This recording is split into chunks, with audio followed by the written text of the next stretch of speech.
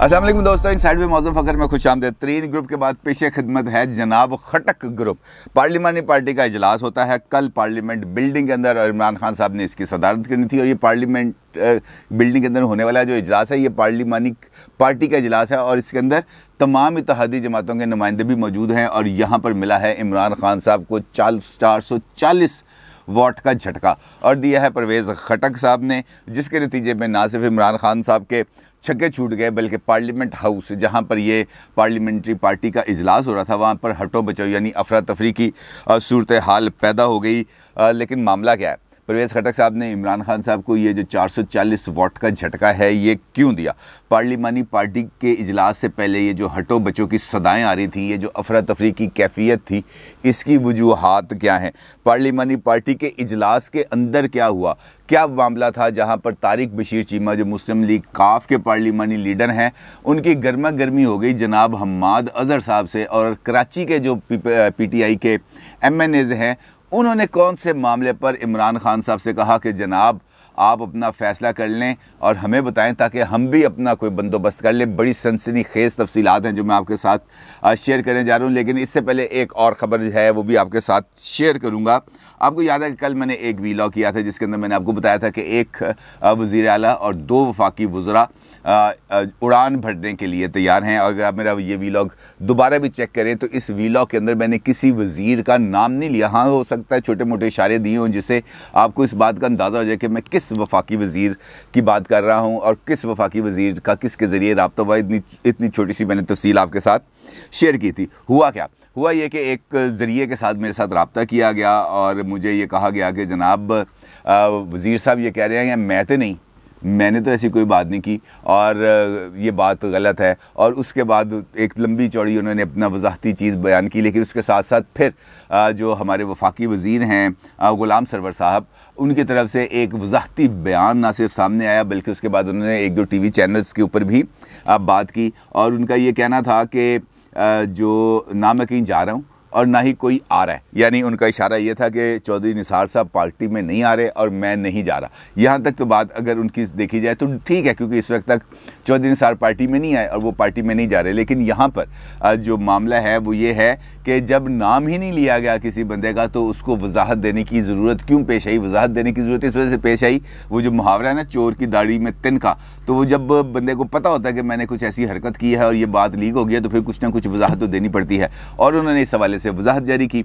अब सवाल बड़ा सिंपल सा है कि जनाब चौधरी निसार साहब पार्टी में आ जाएंगे तो आप क्या करेंगे? क्या आप दोनों जो 30-35 साल से एक दूसरे के ख़िलाफ़ इलेक्शन लड़ते रहे हैं, एक दूसरे के बदतरीन सियासी हरीफ रहे हैं, क्या आप एक ही टेबल को शेयर करेंगे, एक ही केक को शेयर करेंगे और एक ही हल्के को शेयर करेंगे? बहुत अहम सवाल है और मुझे ऐसा होता नज़र नहीं आ रहा। अलबत्ता मैं अपनी खबर के कंटेंट के ऊपर अभी तक मुसलसल कायम हूँ और इस बात पर भी कायम हूँ कि रब्ता किया गया, शाहिद खाकान अब्बासी साहब के ज़रिए रब्ता किया गया और वो उनकी जो बात है वो नवाज शरीफ साहब तक पहुँचाएगी। अब नवाज शरीफ साहब की तरफ से उनको गो हेड मिला, ग्रीन सिग्नल मिला या चिट्टा जवाब आया, ये एक अलग बात है, लेकिन रब्ता ज़रूर हुआ है। और ये रब्ते की बड़ी एक सिग्निफिकेंस है जो इस ख़बर के साथ जुड़ी हुई है, वो भी मैं आपको बताऊंगा, जिसका मैंने आपसे गुफ्तगू के आगाज़ में जिक्र किया कि तरीन ग्रुप के बाद पेश खिदमत है खटक ग्रुप और इमरान खान साहब को 440 वोट का झटका मिला। हुआ कुछ यूँ, अब इस खबर पे आते हैं। हुआ कुछ यूँ जनाब के इमरान खान साहब ने कौमी असम्बली का इजलास बुलाया हुआ था जो गुज़िश्ता 6 दिन से जारी था और 6 दिन से वहाँ पर कोरम ही पूरा नहीं हो रहा था, जिसकी वजह से इजलास की कार्रवाई आगे नहीं चली थी। अलबत्ता अरकान असम्बली के TADA बन रहे थे। फिर इमरान खान साहब ने काबीना का इजलास किया और उस काबीना के इजलास में इस बात का फैसला किया गया कि ये इलेक्ट्रॉनिक वोटिंग मशीन्स का जो मामला है इसके लिए पार्लियामेंट का जॉइंट सेशन बुलाया जाएगा और जॉइंट सेशन को बुलाने के लिए फ़रोग नसीम साहब एक तहरीक पेश करेंगे नेशनल असम्बली के अंदर और वो मंजूर कराने के बाद स्पीकर साहब जो है वो जॉइंट सेशन कॉल करेंगे। अब इस मकसद के लिए इमरान खान साहब ने ये सोचा कि मैं एक पार्लिमानी पार्टी की एक मीटिंग तलब करूं ताकि तमाम लोग वहाँ पे आ जाएं और वहाँ पे हम उनको अपने अपने फ़ैसले सुना दें। अब जब पार्लिमानी पार्टी की मीटिंग थी, इमरान खान साहब पार्लियामेंट बिल्डिंग में आए और आके अपने प्राइम मिनिस्टर चैम्बर में चले गए। वहाँ पर उनको इस बारे में आगाह किया गया कि जनाब बाकी बंदे थे अगर ये परवेज़ खटक साहब नहीं है। जब पूछा गया परवेज़ खटक साहब क्यों नहीं है, उन्होंने कहा जनाब सिर्फ परवेज़ खटक साहब ही नहीं बल्कि उनके साथ 22 MNAs वो भी यहाँ पर मौजूद नहीं है, और जिसके बाद वहाँ पर एक अफरा तफरी की सूरत हाल पैदा होगी, क्योंकि ये एक नया ग्रुप बनता हुआ नज़र आ रहा था। और इस सूरत हाल में जब इमरान खान साहब इलेक्ट्रॉनिक वोटिंग मशीन्स के मामले को लेके जाना चाह रहे हैं जॉइंट सेशन के अंदर, वहाँ पर अगर ये 22 लोग निकल जाएं तो इमरान खान साहब अपनी तमाम तर कोशिशों के बावजूद भी इलेक्ट्रॉनिक वोटिंग मशीन्स के मामले को किसी भी तरीके से सुलझा नहीं सकते। इस सूरत हाल से इमरान खान साहब हुए बहुत ज़्यादा परेशान, उनके छक्के छूट गए यकीनी तौर पर कि ये खटक ग्रुप ने अचानक ये क्या कर दिया और खटक ग्रुप को क्या प्रॉब्लम्स हैं, उनके क्या मुतालबात हैं। तो फौरी तौर पर वहाँ पर हटो बचो का मामला शुरू हो गया, अफरा तफरी फैल गई। फौरी तौर पर असद उमर साहब, हमाद अजहर साहब, उमर अयूब साहब और आमिर डोगर साहब को तलब किया गया, और जो हैं परवेज़ खटक साहब उनको भी बुलाया गया, उनके जो साथ 4-5 लोग थे उनको भी बुलाया गया, और उनसे कहा गया कि जनाब जो तुसी कहोगे वो हो जाएगा। आप कहेंगे कहाँ चिट्टा है तो मैं कहूँगा कहाँ चिट्टा है, इस पर आपने घबराना नहीं है। आपने जो आपके मुतालबात हैं वो तमाम के तमाम मुतालबात को फौरी तौर पर तस्लीम किया जाता है, माना जाता है। जहाँ पर आप जो तब्दीली कहेंगे वो तब्दीली की जाएगी, आप जिस अफसर को कहेंगे रखना है उस अफसर को रखा जाएगा, आप जो तरक्याती स्कीमें देंगे एट वंस फौरी तौर पर उनको कबूल किया जाएगा। लेकिन आपने हमसे लग नहीं। और आपको मैं यहाँ पर याद दिला दूँ, परवेज़ खटक साहब ने कुछ अर्सा पहले नौशहरा में, जब ये मार्च के अंदर सेनेट के इलेक्शंस हो रहे थे ना, तो फरवरी में शायद उन्होंने नौशहरा के अंदर एक जलसा किया था, और उस जलसे के अंदर उन्होंने इस बात का इंकशाफ किया था कि इमरान खान साहब की गवर्नमेंट मेरे दम पे कायम है। मैं अगर इशारा करूं तो इमरान खान साहब की गवर्नमेंट 2 से 3 दिन के अंदर मैं चलता करूंगा। और आज उन्होंने इस हवाले से एक इशारा दे दिया। इस यकीन दहानियों के बाद परवेज़ खटक साहब और उनके ग्रुप ने अगरचे पार्लिमानी पार्टी के इजलास में शिरकत ज़रूर की, लेकिन वो पार्लिमानी पार्टी के इजलास के अंदर मुकम्मल तौर पर गैर फाल नज़र आया, कोई दिलचस्पी नहीं ली, खामोश होकर बैठे रहे। हत्ता कि जब कौमी असम्बली का इजलास भी हुआ तो वहाँ पर भी ये जो खटक साहब हैं इनके तरफ से किसी भी किस्म की कोई गर्म जोशी का मुजाहरा नहीं किया गया।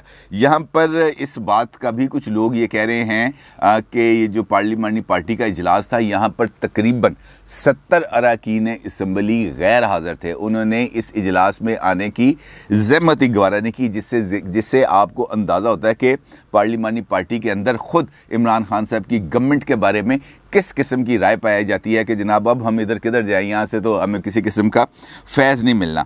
अब जब पार्लिमानी पार्टी का इजलास शुरू होता है तो यहाँ पर भी ट्विस्ट आ जाता है, क्योंकि यही वो जिक्र है कि पार्लिमानी पार्टी के अंदर क्या हुआ, क्योंकि वहाँ पर भी हुकूमत की इनकॉम्पिटेंसी के हवाले से अरकान असम्बली जो ख़ुद PTI के और उनकी तहादी जमातों के अरकान असम्बली हैं, उन्होंने शिकायत के ढेर लगा दिए। किसी ने कहा कि जनाब मेरे हलके के अंदर 1 टके का काम नहीं हुआ, किसी ने कहा कि जनाब मैंने तरक्याती स्कीमें दी हुई थी, अब उसके लिए अभी तक फ़ंड्स जारी नहीं किए गए।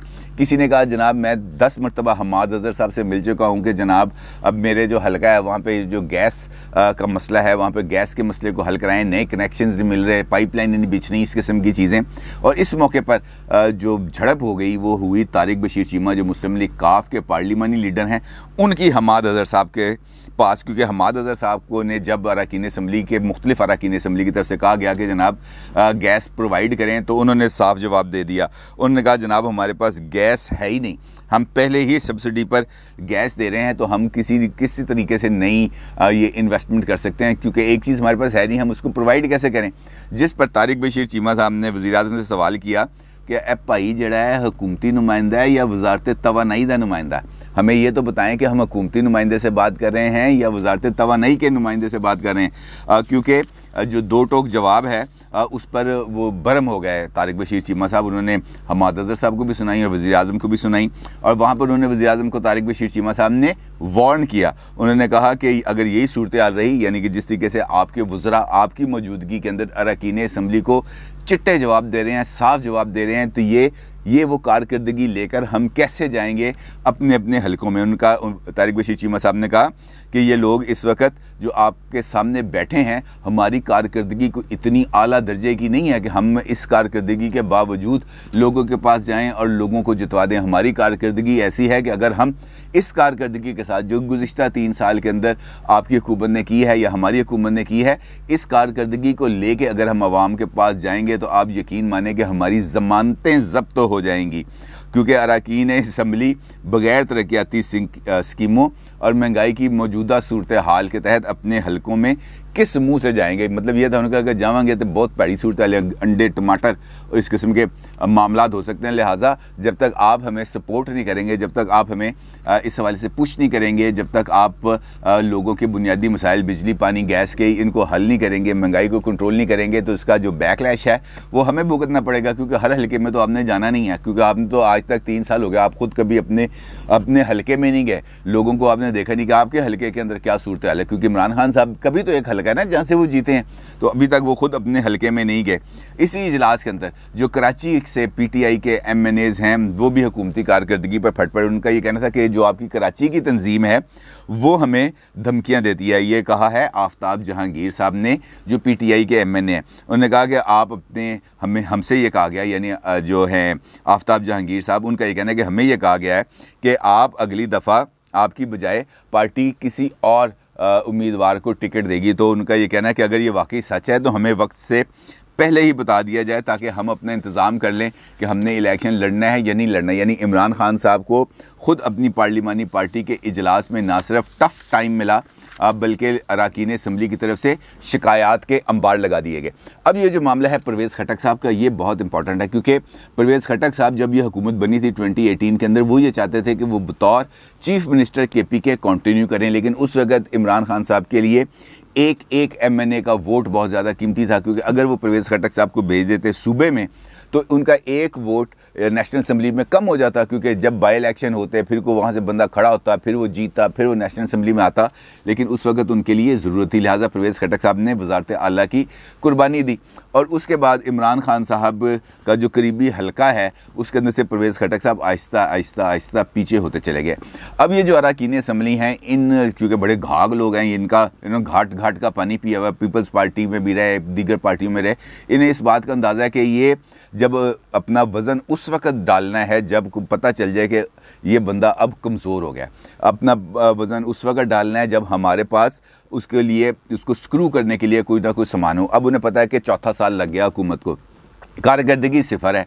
और इस मामले में अब अगर हमने इसकी कमज़ोर सियासी पोजीशन को एक्सप्लाइट करना है तो उसके लिए अब हमें अपना वज़न शो करना है, जिसके लिए पार्लिमानी पार्टी के इजलास के अंदर ये सारी जो सीन है जो मैंने आपको बताया ये क्रिएट हुआ। अब परवेज़ खटक साहब क्या चाहते हैं? परवेज़ खटक साहब ये चाहते हैं कि वो अपनी पोजीशन और उनके साथ जो उनके KPK के अरकान असम्बली हैं उनको महफूज करें, क्योंकि वहाँ पर भी PTI के अंदर 2 ग्रुप हैं, एक है आतिफ खान ग्रुप और दूसरा है परवेज़ खटक ग्रुप, और दोनों का एक दूसरे के साथ कहते हैं ना 36 का आंकड़ा है, तो दोनों के दरमियान इस वक्त 36 का आंकड़ा है, और एक दूसरे को देखना तो क्या सलाम दुआ भी उनके आपस में नहीं है।